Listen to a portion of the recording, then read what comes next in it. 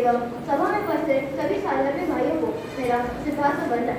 तो आज की इस प्रवर्तमान ज्ञान गोष्ठी में मेरा प्रतिपाद्य केंद्र बिंदु है सम्यक चारित्र व श्रावक के पाठ अनुगत। तो सर्वप्रथम हम इसे दो बिंदुओं के माध्यम से जानेंगे। सर्वप्रथम सम्यक चारित्र का स्वरूप व पाठ अनुगत व उनके उदाहरण व इत्यादि परिभाषा। तो सर्वप्रथम चारित्र के सम्यक चारित्र के कुल दो भेद होते हैं, एक देश चारित्र और सकल देश चारित्र। एक देश चारित्र में 5 अनुगत, 3 गुणगत और 4 शिक्षागत आते हैं और सकल देश चारित्र में मुनिराज आदि के जो व्रत होते हैं इत्यादि वो आते हैं सकल देश में। तो 5 अनुगत अहिंसानुगत, सत्यानुगत, अचौर्यानुगत, परिग्रह परिमाण व्रत और परिग्रह ब्रह्मचर्य और 3 गुण व्रत में विग्रत, देशगत और अनर्थगत व्रत आते हैं। 4 शिक्षागत में सामायिक, दोषोपवास, भोगोपभोग परिमाण व्रत और अतिथि संविभाग व्रत आते हैं। जो एक देश चारित्र होता है वह स्थूल रूप से पालन किया जाता है और जो सकल देश चारित्र होता है वह सूक्ष्म रूप से पालन किया जाता है।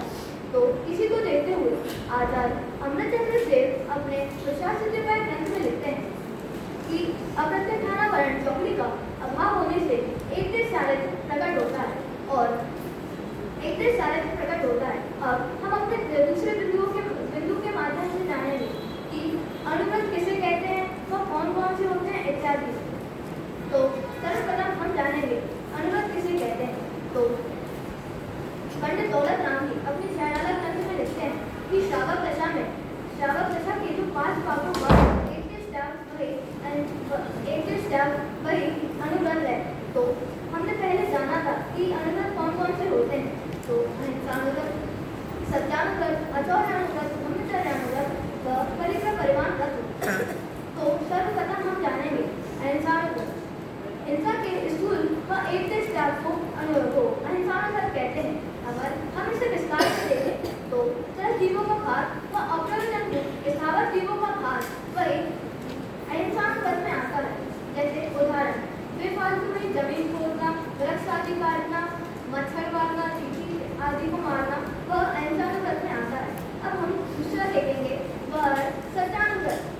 ऐसा झूठ जैसे झूठ का एक देश त्याग वही सत्यानुगत व्रत है।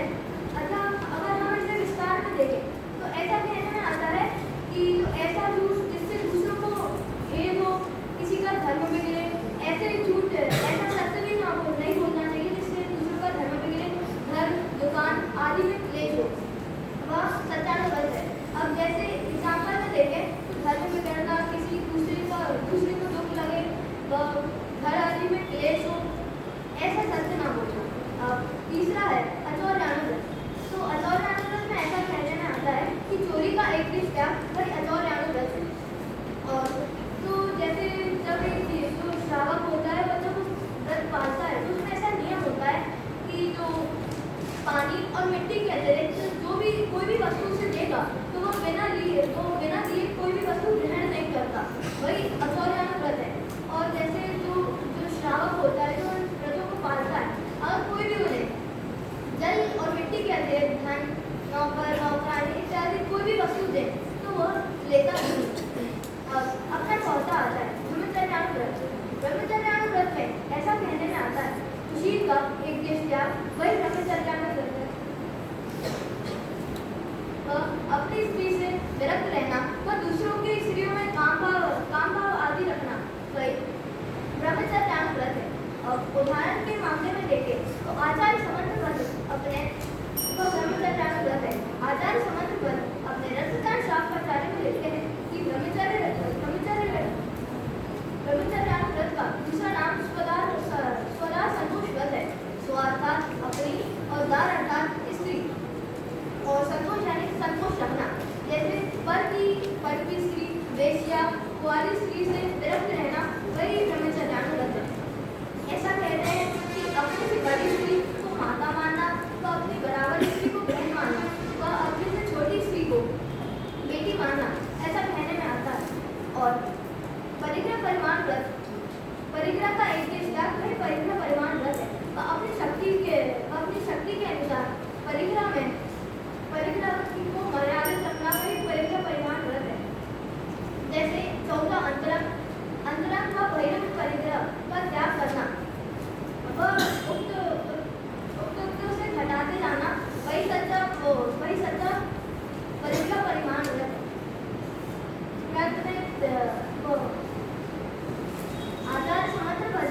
अपने रत्नदान श्राप खजाने में लिखते हैं कि किसी को मारना व मरवाना इत्यादि त्रस्त व स्थावर जीवों का घात आदि करना अहिंसानुगत है।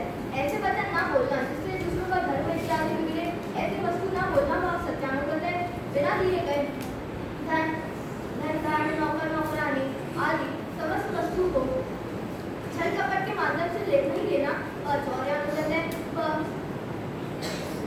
ब्रह्मचर्यानुगत में लिखते हैं कि अपनी स्त्री से अपने समस्त स्त्रियों से काम भाव रखना वह ब्रह्मचर्यानुगत है। काम भाव नहीं रखना वह ब्रह्मचर्यानुगत है। तो परिग्रह परिमाण व्रत में ऐसा कहते हैं सर्व प्रकार के परिग्रहों का त्याग करना कई परिग्रह परिमाण व्रत है।